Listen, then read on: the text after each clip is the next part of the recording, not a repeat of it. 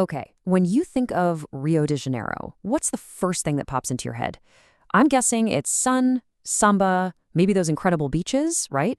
But what if I told you that one of the most exciting things happening in Rio right now has nothing to do with the coast? It's happening way up in the mountains. We're going to dive into the absolutely surprising story of how Rio is becoming a serious wine destination. So, how in the world did this happen? And maybe more importantly, what does it all mean for the future? Here's the roadmap for our journey today. We're going to look at the surprising new scene, uncover the secret weapon that's making it all possible, and then explore the really critical choices that lie ahead. All right, first up, let's just set the stage. I want you to get a real sense of just how unexpected and genuinely exciting this new chapter in Rio's story really is. I mean, just let that sink in for a second.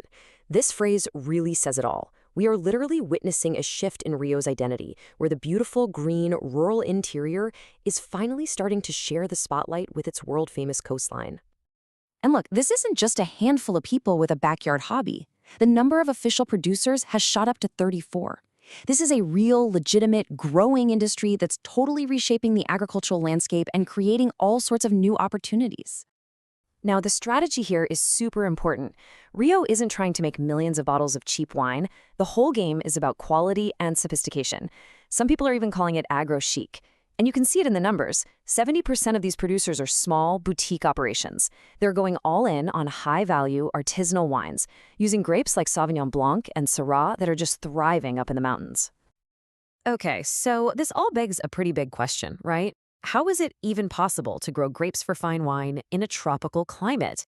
Well, the answer is this brilliant little piece of agricultural innovation that's become their secret weapon. It's a technique called dupla poda, which just means double pruning.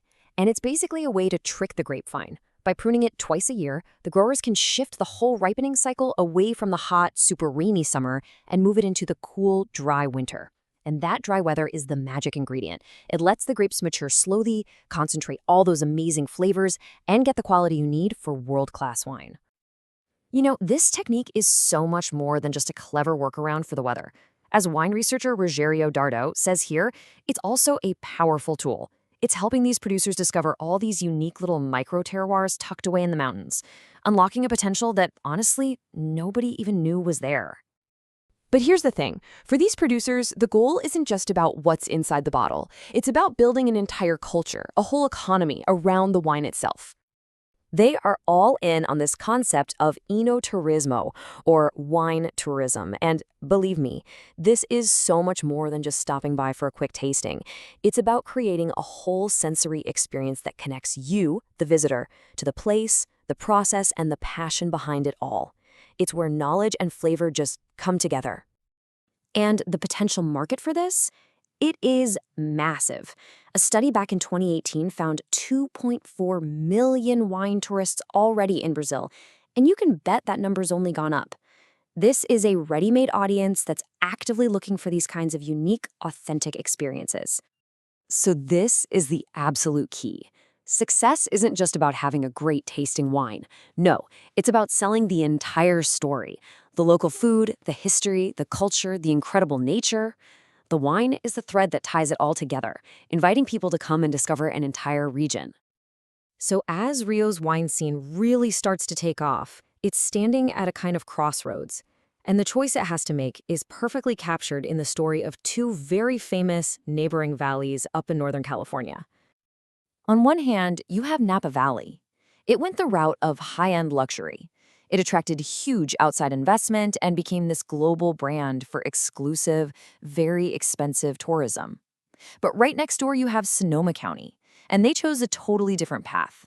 They decided to prioritize preserving their diverse farming community with a focus on small, family-run operations. And the result of Sonoma's choice? A much more diverse and, frankly, a more resilient local economy.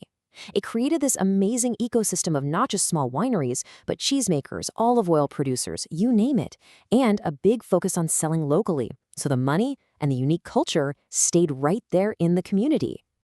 Which brings us right back to Rio, because the decisions being made there right now are going to define its identity for decades, maybe even generations to come. You know, we talk about this word terroir all the time in wine, this sense of place. We usually think it's just about the soil and the weather. But the most important part of terroir is actually the human element, the culture, the laws, the choices that a community makes about its own future. And that, right there, is the biggest takeaway from this whole thing. Rio's wine identity isn't just something waiting to be discovered in the ground. It is being actively built day by day by the people who live there. They are the ones deciding if they want to be exclusive and driven by outside investment, or if they want to build something sustainable that belongs to the community. So, the final chapter of the story is still completely unwritten. Will it become a tropical Napa, a Brazilian Sonoma, or will it create something totally new, something uniquely, vibrantly, and wonderfully Carioca? The world is definitely watching, and I, for one, cannot wait to taste the result.